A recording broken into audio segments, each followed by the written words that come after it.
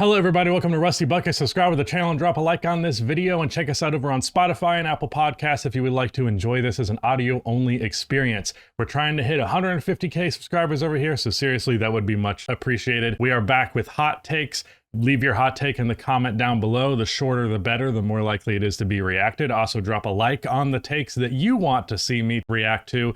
And if you would like to get a more likely response, you can go ahead and head over to our Patreon, and I do Discord hot takes over on my third channel, Little Rusty Buckets.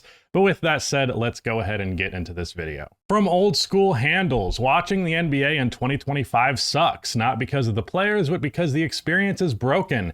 Every game is drowned in endless ads. You get more "this broadcast is brought to you by" than actual basketball. And don't even get me started on League Pass, which somehow manages to charge premium prices for blackout, lag, and low-res streams. Yeah, dude, like, I think the greatest indicator that there ever was for how broken League Pass is LeBron using, which was caught on camera. I know a lot of people are like, LeBron is known for being cheap and that's what it is. I don't think that's why. I literally believe that has better server upkeep than NBA League Pass. There has been times where I have watched games on, or allegedly, not because I needed to or because I didn't have access to League Pass, but because League Pass was broken, and that was my next option. Like, League Pass is such a shit app, and the way the NBA invests in so many other things that do not matter to the user experience and then leave that the same pile of shit that it always is,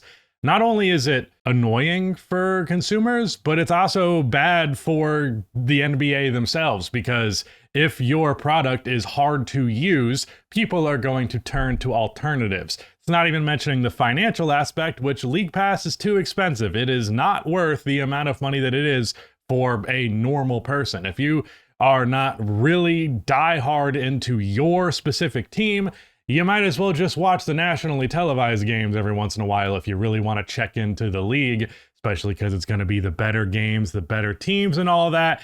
So yeah, fuck League Pass, you're 100% right. And the advertisement being literally everywhere is also a huge issue. I went back and watched a couple of games from the 1984 NBA Finals. I plan on making a Little Rusty Buckets video on that eventually.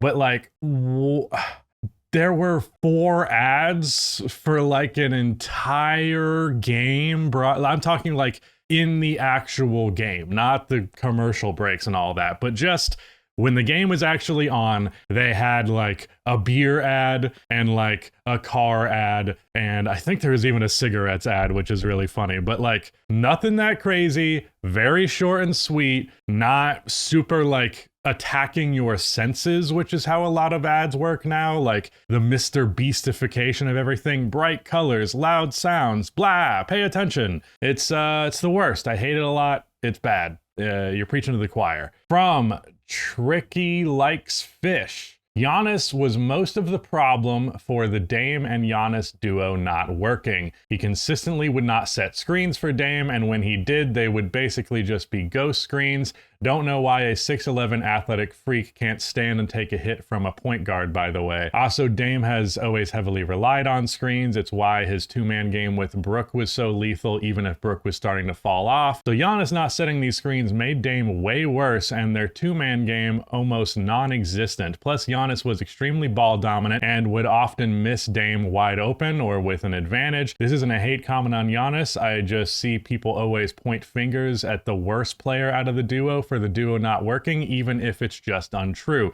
Yeah, I mean, I have to agree with you on that one. The thing is, I think we have a tendency as NBA fans to go, that guy's a big man, so he's good at the pick and roll. Something that I remembered from the Harden-Embiid era was they still did have a good pick and roll connection, but it also was not as straight up as like a textbook pick and roll. A lot of it would involve Embiid as a playmaker, setting up handoff actions. A lot of the time it would result in Embiid more in the mid-post doing his stuff, you know, getting him in a more advantageous position to start his attack, not as much just rolling to the rim for some wide open opportunity. But like, especially with star big men today, it's not as simple as just roll to the basket. Most players in the NBA, there's just, as basic as a pick and roll is, there are more facets to it now. But Giannis himself, Drew Holiday and Chris Middleton were players who would be really effective with minimal amounts of moves, especially Middleton wouldn't necessarily just dribble the ball for large swaths of the possession. And Giannis was always the one doing the majority of the offensive initiating. And when it came time to play with Dame, someone who was a more prolific, high-volume ball handler than anyone he had ever played for before, well, he just wasn't really built for that. And that was a huge hindrance in their possibility of dominance. The few times that they would run pick and roll would be like, oh, holy shit, look at how great that worked when it worked. But yeah, just not something you can consistently rely on with Giannis, who just does not really play that way. He should have adjusted his game, but I also recognize that, like, if you build a decade worth of habits, you win MVPs and a championship doing it, it's kind of hard to be like, okay, you got to fundamentally change your play style in a dramatic fashion right now to accommodate this player we just traded for. I understand where that comes from. That lack of flexibility, I do think, is worthy of criticizing him for, but it's also understandable, and kind of superstars are expected less to bend to how a system works than other players, which is, yeah, it's got its negatives for sure. That's quite clear, but I also can't necessarily make that a Giannis problem exclusively. Not really a Giannis problem so much as it's just a superstar problem in general. But yeah, that was a big deal. Okay, I don't want to go into this edit and all that stuff. This person is 18. I don't care. A shadow from Shadow Razenjigan. Oh boy, that's probably a character or something. I don't know. People who call players back then trash are neglecting the fact that they didn't grow up with the training of today, rules of today, and rehab of today. People who say today's players would dominate back then are wrong, because if they grew up in those times, they wouldn't be anywhere near as good as they are now. Players back then weren't less talented, just born in an era with less knowledge of the sport. Yeah, that is something that I try to take into account when it comes to the all-time rankings, but it also can be difficult at that point to compare, which is why it's ultimately a fruitless endeavor to do all-time comparisons. It's really not worth doing. It's not going to work out for you anytime. But yeah, that's something that I try to factor in a lot, because a great OG NBA YouTuber, NBA storyteller made this point forever ago about all-time debates, like X player would dominate in this era. And he was like, okay, are you looking at it as we are taking a fully, let's just say Giannis, for example, we are taking a fully developed Giannis Antetokounmpo, like 26 years old, and we're going to teleport him with a time machine back to 1965. Yes, Giannis would eviscerate that entire league.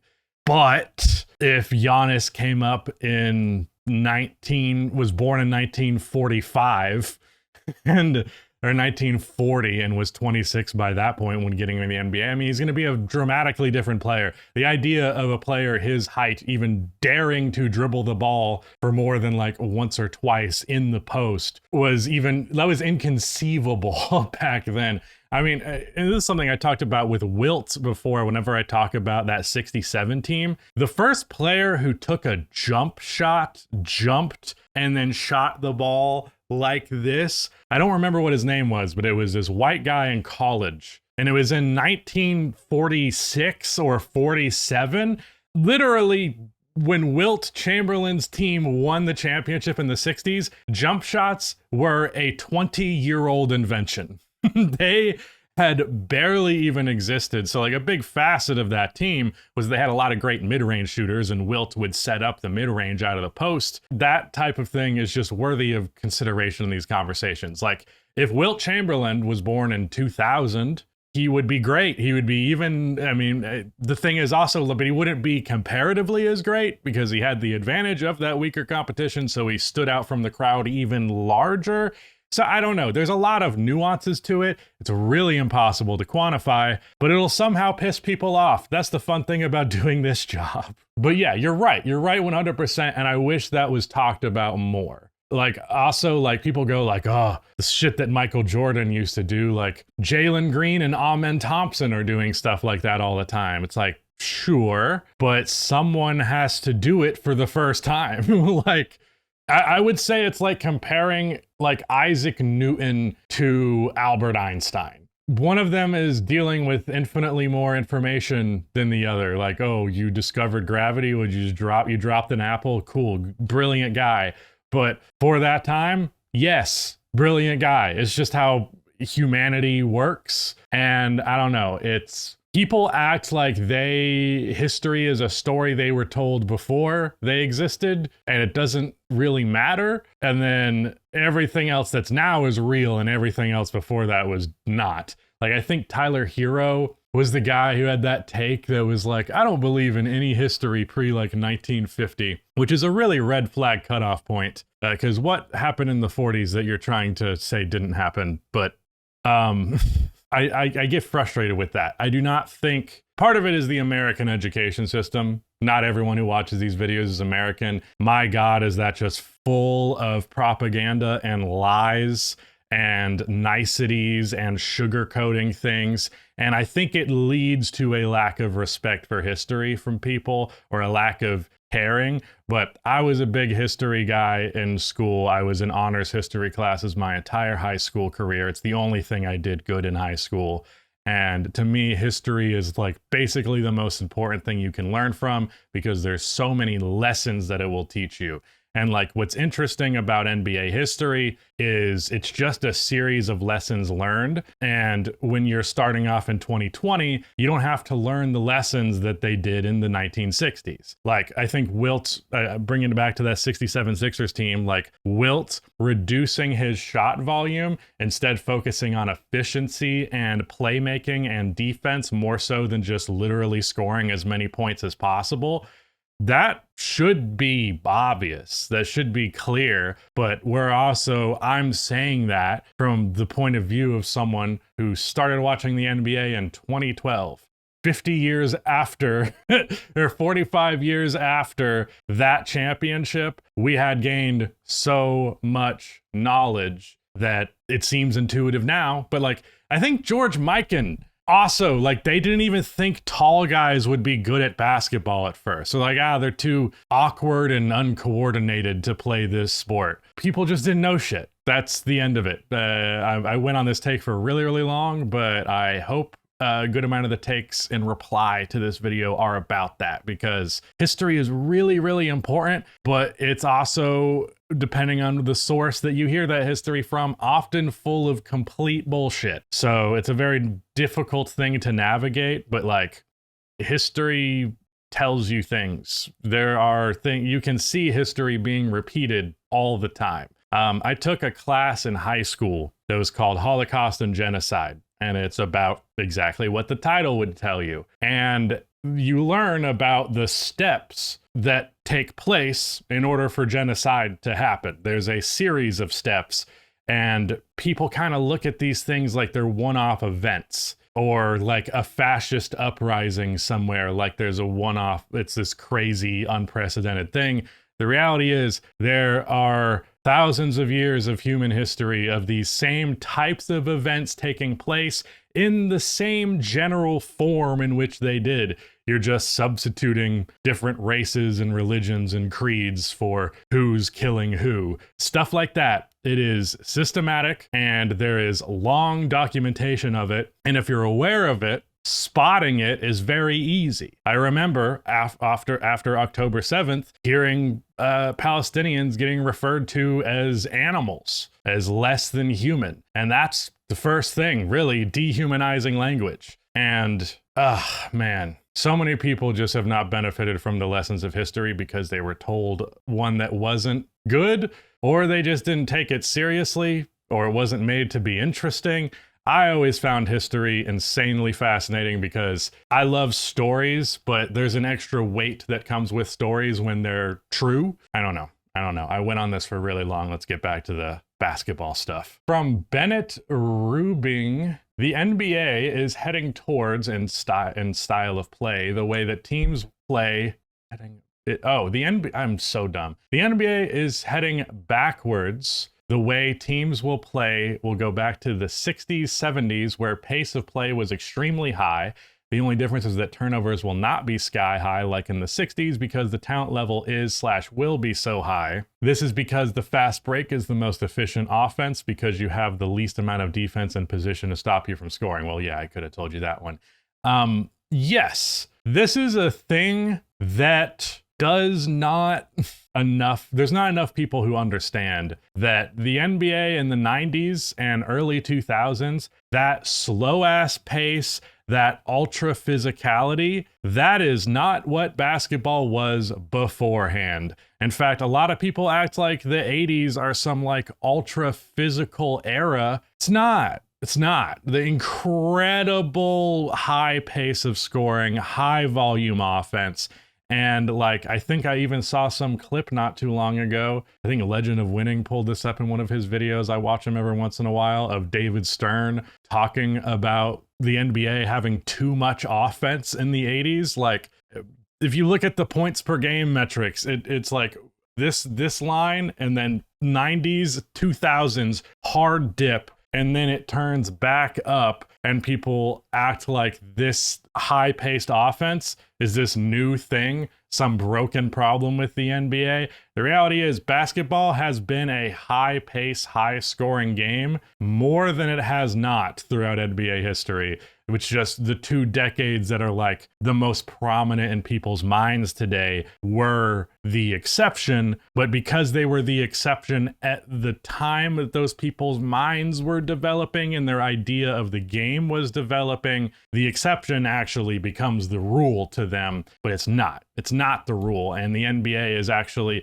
heading towards a place that is more rooted in tradition than it was in that time. But yeah. More history stuff. From Beal Diaz, Rudy Gobert is very underrated. He makes all of his team stronger. The only time when he was bad is when the other players sucked at defending the three-point line. Okay, so first there's prime Rudy Gobert. And prime Rudy Gobert, I agree with you 100%. I think because rim protection is the most impactful way that you can be a great defender, in the regular season, you're going to regularly spearhead like great defenses, and then you're going to scale that to the playoffs when things are going to get picked apart more, and in particular your perimeter defense is going to get picked apart more. And like the big thing was the Terrence Mann game, but like Rudy Gobert's job is to protect the rim. It does not make him a bad player or a bad defender, the fact that he is not built to protect the rim and run all the way to the corner to contest a 3 out of the corner from Terrence Mann. Like, that's not to be expected out of almost anyone. There are very few defensive players throughout history who can make something like that work. And like Royce O'Neal is the best perimeter defender Rudy Gobert played with up until he was in Minnesota. The best. And it's embarrassing, frankly. Royce O'Neal's a good defender. If he's the best defender you have on a tenure with a team for like 8 to 10 years, however long Rudy was in Utah, that's rough, buddy. But no, I will say his offense was never great. It's also much worse now than it was. But I do think there is something to be said that his limitations on offense were always so significant that you had to put offensive players primarily around him. So if you just put another defensive guy out there who wasn't very good on offense, well, then your offense is going to suck if you play that guy with Rudy Gobert. So I don't know. It's kind of like if you max everything into one stat, and like he maxed his rebounding, he maxed his rim protection, and everything else isn't great, does lead to making balancing the team difficult. And it requires types of players that are very hard to get, which is two-way guys. Defensive players who are not going to be an offensive liability in any capacity. Hard to get them. Literally, Royce O'Neal was the best that they could do. So yeah, I think he's had an unfair shake, and also the hatred for him has just always been a little bit weird. Another old school handles take: Wemby will win MVP and DPOY next season, leading the Spurs to the Western Conference Finals, and he'll do it without another all-star on the roster. If the Spurs are good enough to go to the Western Conference Finals, it'll be because De'Aaron Fox was an all-star caliber guy, and they would probably presumably have a good enough record to get there. So I'm not with you on him doing that without an all-star. This comment I wanted to point out: Shaq was so freaking good, he had around the same true shooting percentage as Steph without hitting any threes and missing half of his free throws. I think it's more impressive that Steph managed to get to the same true shooting percentage as Shaq while doing it from three. He shot way less free throws, and like his shots are technically way less likely to go in, but actually statistically for like his peak years, he's shooting the same rough percentage from three that Shaq is from like 3 to 10 feet floater range. So like, I don't know. I think like the highest true shooting percentage players ever are almost exclusively centers, and then Steph. So I would reverse that. I think it's more impressive for Steph that he has around the same true shooting percentage as Shaq than vice versa. All right, this is going to be the last take from Gru Gamers Rise Up. Foul baiting is a non-problem that gets overblown by Twitter, social media in general, and it's just a product of what makes most efficient and effective way of scoring is nowadays. Well, it depends on what perspective you're looking at it from. If you want to look at it as strictly utilitarian basketball stuff, then like, yes, foul baiting just makes sense. It just makes sense in that way. But the rules and legislation of the game are not strictly about what makes the most sense practically or what players should do and all the stuff like that. Like, it's first and foremost about curating the game to be the most entertaining product that it can be. And foul baiting is a problem in that it's ugly and unenjoyable. However, I do agree that it is an overblown problem, primarily because people just love to focus on the thing that is annoying in a game, and that's it. People just have this very large negativity bias, and they act like watching like 2 or 3 foul baits throughout the course of an NBA game is going to just destroy the viewing experience for them. Like, if that's the case, I truly just don't think you like basketball that much. If a couple of plays that are annoying sour you on the entire experience of a full game, I don't know. I really think and the other thing is like people go, well, it sours it for me because it delegitimizes the result of the game. First of all, that happens all the time in so many different facets, not just foul baiting. But more important than that, there are a billion basketball games. There are so many basketball games all the fucking time. So if 1 or 2 of them is a little annoying every once in a while, it's not that big of a deal. And like, people say that I'm underselling how much it happens. No, people overblow how much it happens. It really does not happen that often. And like the big example, sorry I keep talking about him, but we're talking about foul baiting here. Like Shea gets to the free throw line for 9 attempts per game. Obviously a decent amount of those are and ones, but let's just say for the sake of argument, that's 4 total trips every game on average. More than half of his fouls are legitimate fouls. So at most, you're going to get 3 or 4 foul baits from him through the entire game, playing like 35 minutes, playing tens of like up to, not necessarily 100 possessions, but like a lot of fucking possessions. If 4 of them really at most end in some dumb foul bait, that should not sour the whole for you. And if it does, I don't know. We just watch this game very differently if that's the case. But I think it's overblown. Non-problem is crazy. It's not a non-problem. There are many issues with foul baiting, so I can't get with you there. But overall, overblown, I can agree with you on that. But that was it. Thank you so much for watching. Leave your hot take in the comments down below. Like I mentioned, again, you can follow us, support over on Patreon if you want to get access to the Discord to do Discord hot takes. Also, speaking of, go check those out on Little Rusty Buckets. Those will also be up today. But that is it. Thank you to Rudy for editing, and goodbye.